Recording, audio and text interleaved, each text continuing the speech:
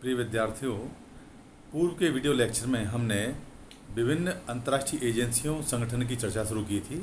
आज उसी क्रम में हम आगे विभिन्न अंतर्राष्ट्रीय एजेंसियों संगठनों की चर्चा करते हैं। इस क्रम में आज हम UNEP को जानने का प्रयास करते हैं। इसका फुल फॉर्म है यूनाइटेड नेशंस एनवायरनमेंट प्रोग्राम, संयुक्त राष्ट्र पर्यावरण कार्यक्रम। यह संयुक्त राष्ट्र संघ की पर्यावरण संबंधी गतिविधियों को नियंत्रित करता है। इसकी स्थापना जून 1972 में संयुक्त राष्ट्र मानव पर्यावरण सम्मेलन के परिणाम स्वरूप की गई थी और इसका मुख्यालय नैरोबी में स्थित है। इसके साथ ही इसके 6 अन्य देशों में क्षेत्रीय कार्यालय भी, अर्थात ये अपने दायित्वों का निर्वहन विभिन्न क्षेत्रीय कार्यालयों में समन्वय स्थापित करके करती है और मूल कार्य इसका है वैश्विक स्तर पर पर्यावरण संबंधी जो भी समस्याएं उत्पन्न होती हैं उनको दूर करने का और उनको नियंत्रित करने का ये प्रयास करती है। इसलिए ये संस्था, ये एजेंसी काफ़ी इम्पोर्टेंट है क्योंकि पर्यावरण की समस्या एक ज्वलंत समस्या है अंतर्राष्ट्रीय स्तर पर और उसको नियंत्रित करने के लिए ये महत्वपूर्ण समझौते, सम्मेलन और वार्ताएं आयोजित करती आई हैं। इसी क्रम में हम दूसरा अंतर्राष्ट्रीय एजेंसी को समझते हैं, उसका नाम है WMO, अर्थात वर्ल्ड मेट्रोलॉजिकल ऑर्गेनाइजेशन। ये क्या है? विश्व मौसम विज्ञान संगठन। इसे 11 अक्टूबर 1947 को एक संधि हुई थी और उसके बाद 23 मार्च 1950 को स्विट्जरलैंड के जिनेवा में इसको स्थापित किया गया था और ये मौसम संबंधी समस्याओं के बारे में अध्ययन करती है और उसकी रिपोर्ट महासभा को देती है। उस संबंध में आगे की कार्रवाई UN द्वारा संचालित की जाती है। अब हम समझने का प्रयास करते हैं UNHCR, United Nations high commissioner for refugees, अर्थात शरणार्थियों के लिए संयुक्त राष्ट्र उच्चायुक्त। ये क्या है? 14 दिसंबर 1950 को जिनेवा स्विट्जरलैंड में स्थापित हुआ था ये और इसका उद्देश्य शरणार्थियों की समस्याओं के प्रति आपात राहत, पुनर्वास सहायता, सुरक्षा तथा स्थायी निदान उपलब्ध कराना रहा है। इसका कार्यालय 3 वर्ष के लिए 1 जनवरी 1951 से कार्य प्रारंभ किया था, जिसमें मुख्यतः 3 द्वितीय विश्व युद्ध के परिणाम स्वरूप बेघर हुए 10 से 20 लाख लोगों को पुनर्वासित करना शामिल था। इसके कार्यकाल की अध्यादेश द्वारा हर 5 वर्षों में बढ़ाया जाता है। यूनिसेफ के बारे में जानने का प्रयास करते हैं कि यूनिसेफ क्या है। United Nations international children emergency fund. UNICEF की स्थापना पूरे विश्व में मौजूद बच्चों के स्वास्थ्य, पोषण, शिक्षा और कल्याण के लिए की गई थी। यूनिसेफ दुनिया भर में मौजूद स्वास्थ्य सेवा संस्थानों, विशेषकर वर्ल्ड हेल्थ ऑर्गेनाइजेशन आदि के साथ मिलकर बच्चों को पानी, स्वच्छता, इन्फेक्शंस आदि के लिए कैंपेन चलाती है, अभियान चलाती है। यूनिसेफ की स्थापना के समय इसका मुख्य उद्देश्य द्वितीय विश्व युद्ध में प्रभावित बच्चों की सुरक्षा करना था, लेकिन अब यह संस्था पूरे विश्व में मौजूद बच्चों के कल्याण के लिए काम करती है। यूनिसेफ ने भारत में साल 1949 में कार्य करना प्रारंभ किया था। यूनिसेफ पूरे विश्व में मौजूद बच्चों के कल्याण हेतु कार्य करने के दौरान किसी तरह के जाति, भाषा, धर्म, विचारधारा आदि के आधारों पर भेदभाव नहीं करता है। 1965 में यूनिसेफ को दुनिया में बच्चों के कल्याण और विकास हेतु कार्य करने के लिए शांति का नोबेल पुरस्कार दिया गया था और उसके बाद वैश्विक स्तर पर यूनिसेफ का काम और तेज हो गया था।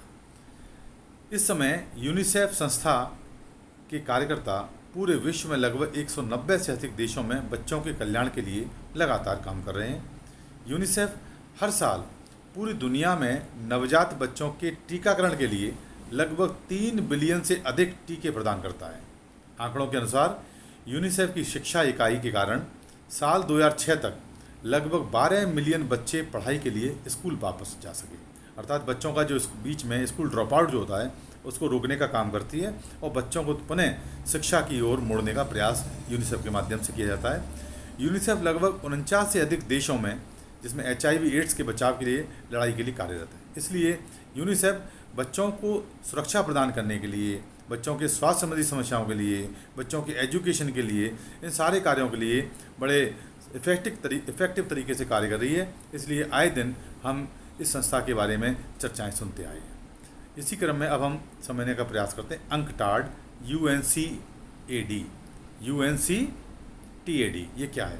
United Nations conference on trade and development, व्यापार और विकास के लिए संयुक्त राष्ट्र सम्मेलन। यह भी संयुक्त राष्ट्र संघ की यूएनओ की एक संस्था है।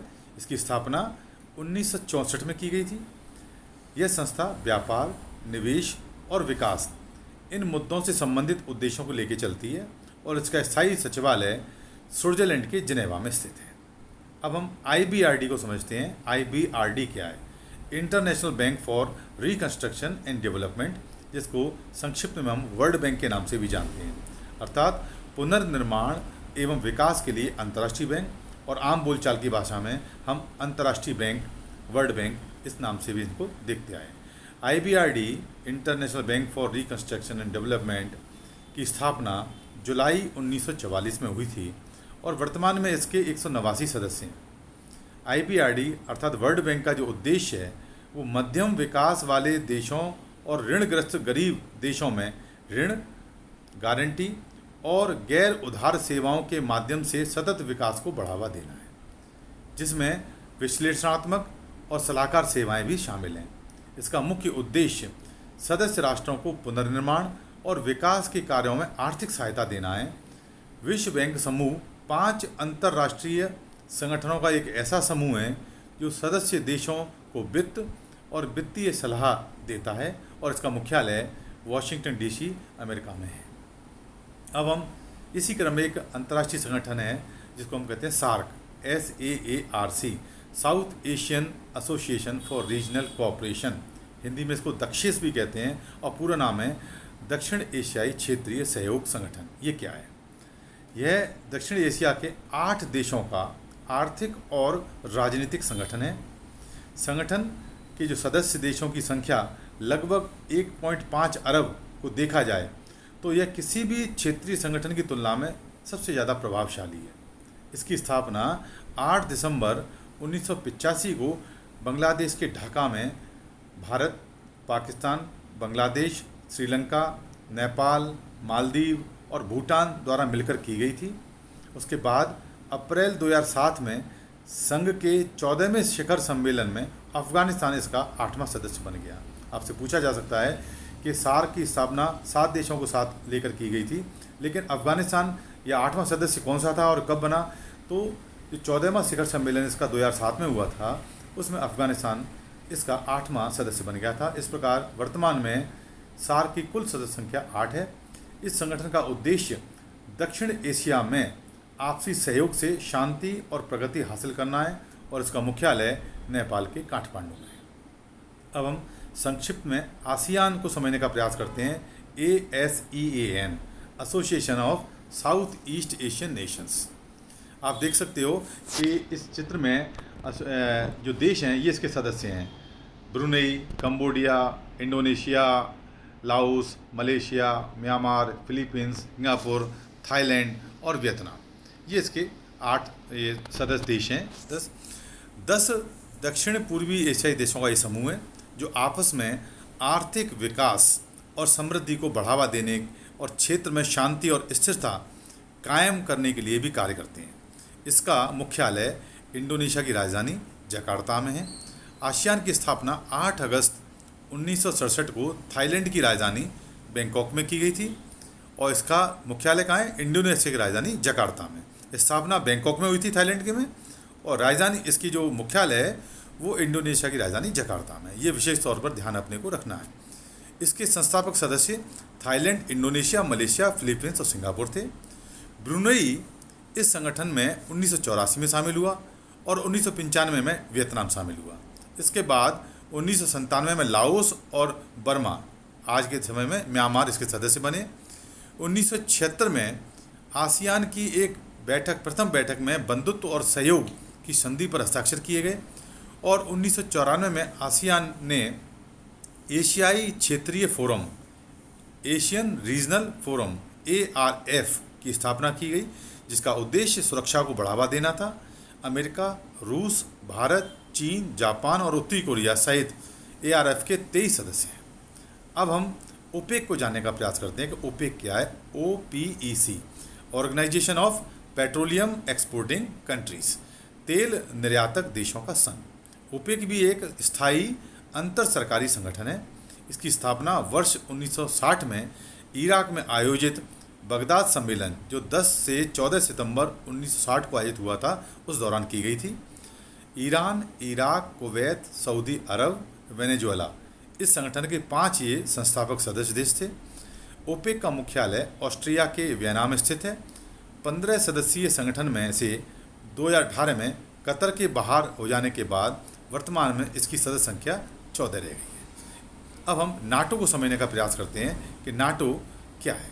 North Atlantic Treaty Organization, NATO, North Atlantic Treaty Organization, अर्थात उत्तर अटलांटिक संधि संगठन।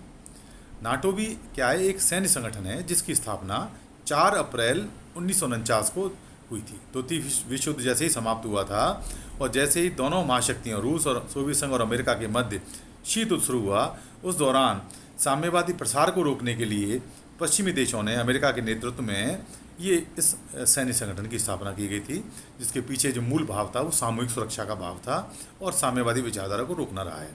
इसका मुख्यालय बेल्जियम के ब्रुसेल्स में स्थित है। संगठन ने सामूहिक सुरक्षा की व्यवस्था बनाई है, जिसके तहत सदस्य राज्य बाहरी हमले की स्थिति में सहयोग करने के लिए सहमत होंगे। इसकी वर्तमान सदस्य संख्या 30 है। मैसिडोनिया 6 फरवरी 2019 को नाटो का 30वां सदस्य देश बना। इस प्रकार विद्यार्थियों, हमें नाटो की स्थापना के पीछे क्या उद्देश्य रहे हैं और यह अंतर्राष्ट्रीय राजनीति के विद्यार्थी को जानना जरूरी भी है। वे उद्देश्य क्या हैं, हम वो जानने का प्रयास करते हैं। इसका पहला उद्देश्य रहा है यूरोप पर आक्रमण के समय अवरोधक की भूमिका निभाना। दूसरा, सोवियत संघ के पश्चिमी यूरोप में तथाकथित विस्तार को रोकना तथा युद्ध की स्थिति में लोगों को मानसिक रूप से तैयार रखना। और तीसरा, सैन्य तथा आर्थिक विकास के लिए अपने कार्यक्रमों द्वारा यूरोपीय राष्ट्रों के लिए सुरक्षा क्षेत्र प्रदान करना। चौथा, पश्चिमी यूरोप के देशों को एक सूत्र में संगठित करना। और पांचवा, इस प्रकार नाटो का उद्देश्य स्वतंत्र विश्व की रक्षा के लिए, साम्यवाद के लिए, यदि संभव हो तो साम्यवाद को पराजित करने के लिए अमेरिका की प्रतिबद्धता माना गया है। अब हम नाम को समझने का प्रयास करते हैं। नाम क्या है? द नॉन अलाइंड मूवमेंट, गुट निरपेक्ष आंदोलन। ये क्या है? आप देखिए, ये जो फोटो में 5 जो देश सदस्य हैं, ये पांचों वो कर्णधार हैं जो नाटो के संस्थापक रहे हैं, जिसमें नेहरू, नासेर, टीटो, सुकर्णो और एक्रनुमा, ये 5 लोग हैं, इनके फ़ोटो हैं।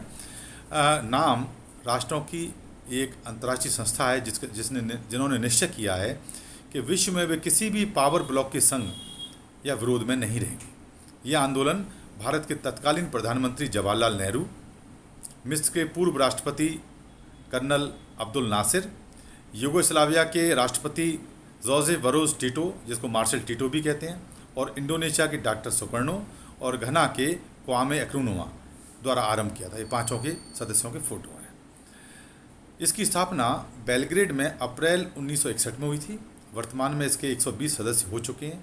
इस संगठन का उद्देश्य गुट निरपेक्ष राष्ट्रों द्वारा की, या हम कह सकते हैं गुट निरपेक्ष राष्ट्रों की राष्ट्रीय स्वतंत्रता, सार्वभौमिकता, राष्ट्रीय एकता एवं सुरक्षा को उनके साम्राज्यवाद, कॉलोनिज्म जिसको कहते हैं उपनिवेशवाद, जातिवाद, रंगभेद एवं विदेशी आक्रमण, सैन्य अधिकरण, हस्तक्षेप आदि मामलों के विरुद्ध उनके युद्ध के दौरान सुनिश्चित करना है। इसके साथ ही किसी भी पावर ब्लॉक के पक्ष में या विरोध में ना होकर निष्पक्ष रहना है।